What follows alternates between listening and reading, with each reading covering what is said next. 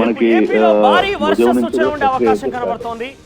బంగాళాఖాతంలో అల్పపీడనంగా అవకాశం ఉంది. మరోవైపుగా అల్పపీడనం వాయుగుండంగా మారే అవకాశం ఉంది. తమిళనాడు, కేరళ వైపు నుంచి ఇటు ఆంధ్రప్రదేశ్లో భారీ వర్ష సూచన దక్షిణ కోస్తా రాయలసీమలో భారీగా వర్షపాతం నమోదే అవకాశం ఉంది. ఈ నేపథ్యంలో అప్డేట్ చూస్తున్నాం మనం. బంగాళాఖాతంలో అల్పపీడనం వాయుగుండంగా మారి తమిళనాడు, కేరళ వైపు నుంచి ఆంధ్రప్రదేశ్లో భారీ వర్షాలు పడే అవకాశం.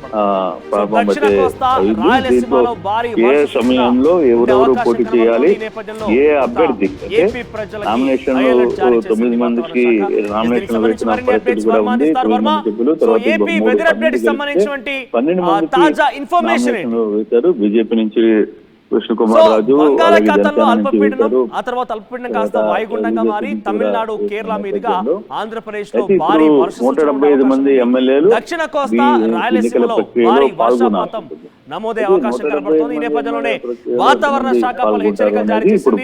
హార్వెస్టింగ్ టైం కూడా మధ్యాహ్నం 1 గంట వరకు బేసిక్ గా ఇది పిఎస్ చైర్మన్ పదవి అనేది ప్రతిపక్షానికి ఇవ్వడం అనేది నానుడిగా మారింది. కానీ ప్రస్తుతం సంఖ్యాబలం లేకపోవడం కారణంగా వైసీపీకి ఈ అవకాశం దక్కలేదు. అధికార పార్టీకి సంబంధించి ఏపీకి సంబంధించిన వెదర్ అప్డేట్స్ ఏం చెప్తున్నారు? అయితే ఒక నిజంగానే పిఎస్ చైర్మన్ ఇండివిజువల్ గా అది ఎమ్మెల్యే అందరూ కూడా ఏకాభిప్రాయంతో నామినేటెడ్ రూపంలో కూడా ఇవ్వచ్చు. అంటే ఇండివిజువల్ గా ఇనామినేట్ చేయొచ్చు, అవకాశం ఉంటుంది. కానీ పోటీ పడడం, ఎన్నిక నిర్వహించడం అనేది జరుగుతోందనంటే ఎవరిని ఒకరు నిశ్చయించలేకపోతుందా ప్రభుత్వం?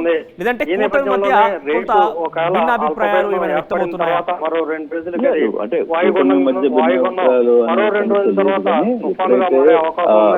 రామచంద్రారెడ్డి ఎన్నికలు అంటే నామినేషన్లు వేస్తారు. అలాగే మిగిలిన 2 కమిటీలు కూడా వైసీపీ సభ్యులు ఎమ్మెల్యేలుగా వాళ్ళు నామినేషన్ వేసిన నామినేషన్ దాఖలు చేయడంతో దీంట్లో ఒక్కసారిగా జరగాల్సిన పరిస్థితి అయితే ఉంది. అయితే ఇప్పుడు నామినేషన్ వేసిన 12 నామినేషన్లు దీంట్లో మొత్తం 9 మంది ఎమ్మెల్యేలు, 3 ఎమ్మెల్సీలు కలిపి 12 మంది నామినేషన్లు దాఖలైన పరిస్థితి కనబడుతుంది. పిఎస్సీ చైర్మన్ కావాలంటే ముందుగా సభ్యులుగా ఎన్నుకోవాల్సిన పరిస్థితి. సభ్యుల్లో కూడా దాదాపుగా 175 ఎమ్మెల్యేలు డివైడెడ్ బై 9 అంటే 20 ఎమ్మెల్యేలు ఓట్ బ్యాంక్ 19.4 అభ్యర్థికి పడాల్సిన పరిస్థితి ఉంటుంది. మరి 19 ఎమ్మెల్యేల బలగం 18 నుంచి 20 మంది ఎమ్మెల్యేల బలగం ఒక అభ్యర్థి ఎన్నుకోవడానికి అవసరం. కానీ అంత పరిస్థితి లేదు. వైసీపీ రెగ్యులర్ గా జరిగే ప్రాసెస్ లోనే తమకు ఒక అవకాశం కల్పిస్తారని ఊహించారు. అక్కడ రెడ్డి రామచంద్రారెడ్డి పేరు తెర మీదకి రావడంతో వాయుగుండంగా మారే అవకాశం ఉన్న నేపథ్యంలో భారీ వర్ష సూచన ఉంటే ఈ రోజు అసెంబ్లీ పూర్తయ్యేసరికి ఒకరికి వచ్చే అవకాశం ఉందా? అంటే ఎవరు ఇబ్బంది పడే అవకాశం, ఎవరి పేరున ప్రభుత్వం కూడా హెచ్చరికలు జారీ చేస్తోంది. తీరం ప్రాంతం వెంట ప్రభుత్వ ఆదేశానుసారంగా వారు పాటించాల్సిన భారీ నష్టం వాటిల్లే అవకాశం ఉంటే కూడా అంచనా వేస్తున్న నేపథ్యంలో భారత వాతావరణ శాఖ హెచ్చరికల్ని ప్రభుత్వం చాలా సీరియస్ గా తీసుకుంది. డెఫినెట్ గా పలు ఆంక్షలు విధించే అవకాశం కనబడుతోంది.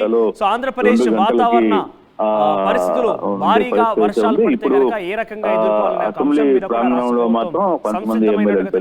వాయుగుండంగా అల్పపీడనం మారిన తర్వాత దక్షిణ కోస్తా రాయలసీమ ప్రాంతాల్లో భారీగా వర్షపాతం నమోదయ్యే అవకాశం ఉన్న నేపథ్యంలో ప్రభుత్వం ఎటువంటి హెచ్చరికలు జారీ చేస్తుంది, ప్రభుత్వం ఎటువంటి కఠిన చర్యలు తీసుకుంటుంది.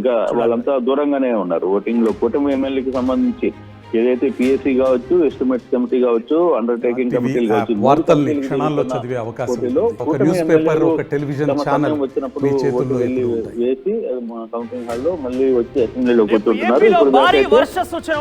సంబంధించిన ఎమ్మెల్యేలు మాత్రం ఎవరు ఓటింగ్ లో పాల్గొన్నారు. ఇప్పుడు